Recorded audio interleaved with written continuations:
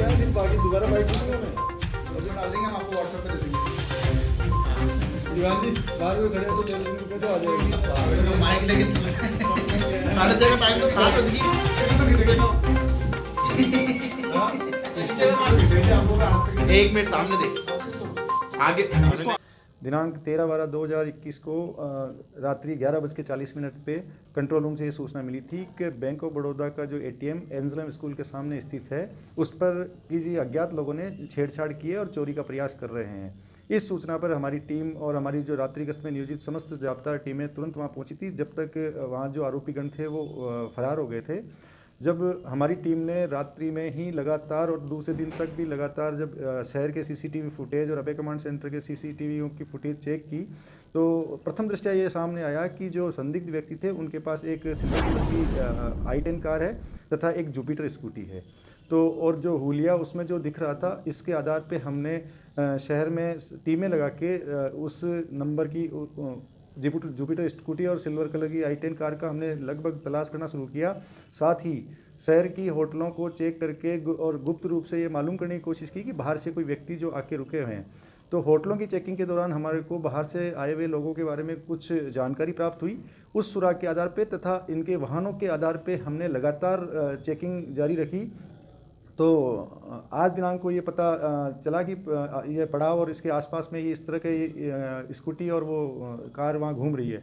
इस पर उन संदिग्ध व्यक्तियों को लाके चेक किया तो उनका हुलिया जो सीसीटीवी फुटेज में जो छेड़छाड़ कर रहे थे, एटीएम के साथ जो छेड़छाड़ कर रहे थे, उनसे मिलना पाया गया। उनको लाके प्रारंभिक रूप से पूछताछ की गई तो उन्होंने बताया कि उस दिन जो एटीएम में छेड़छाड़ की घटना उन्होंने कबूल की। तब उनकी वहाँ तलाशी ली तो तलाशी में उन तीनों के पास कुल मिलाकर 64 एटीएम, जो एक दो एटीएम उनके खुद के नाम से था, बाकी एटीएम अज्ञात लोगों के नाम से उनसे बरामद हुए हैं। और इस पर उनको जो बैंक प्रबंधक द्वारा, शाखा प्रबंधक द्वारा जो प्रकरण दर्ज कराया गया था, जो सरकारी संपत्ति को तोड़फोड़ और एटीएम के कैमरों के साथ जो छेड़छाड़ और चोरी का जो प्रयास करने का जो मुकदमा दर्ज कराया गया था, उसमें उनको गिरफ्तार किया गया। और प्रारंभिक पूछताछ की गई तो इनके द्वारा कुछ दिन पहले ही उदयपुर में भी ऐसी ही वारदात करना इन्होंने स्वीकार किया, जिस पर उदयपुर ज़िले में मालूमात की गई तो वहाँ के हिरणमगरी थाने पर इसी प्रकार का प्रकरण दर्ज होना पाया गया है। चूँकि इतनी भारी मात्रा में अज्ञात व्यक्तियों के जो एटीएम है वो या तो किसी चोरी किए हुए हैं या फिर फर्जी तरीके से प्राप्त किए गए एटीएम है, जिनसे इन जो व्यक्तियों का किसी बड़े साइबर गिरोह की जो सदस्य होना साबित करता है। साथ ही एटीएम से की जो बैंक डिटेल प्राप्त की जाकर बाद में ये स्थापित किया जाएगा कि ये एटीएम साइबर फ्रॉड के द्वारा जो रकम प्राप्त की गई है उस रकम को विड्रॉल करने में काम में लिया जाता था या रकम एक दूसरे को ट्रांसफ़र करने के काम में लिया जा रहा था। जो गिरफ्तार किए गए व्यक्तियों का जो नाम है, एक देवदत्त शर्मा है जो गाजियाबाद का रहने वाला है, राहुल बाथम और एक गौरव पाल है तो कानपुर के रहने वाले हैं और हाल वो किराए के मकानों में गाजियाबाद ही रह रहे हैं। सर इनकी डिटेल और कुछ पता चलेगा कहाँ का इन्होंने उदयपुर के अलावा भी कुछ?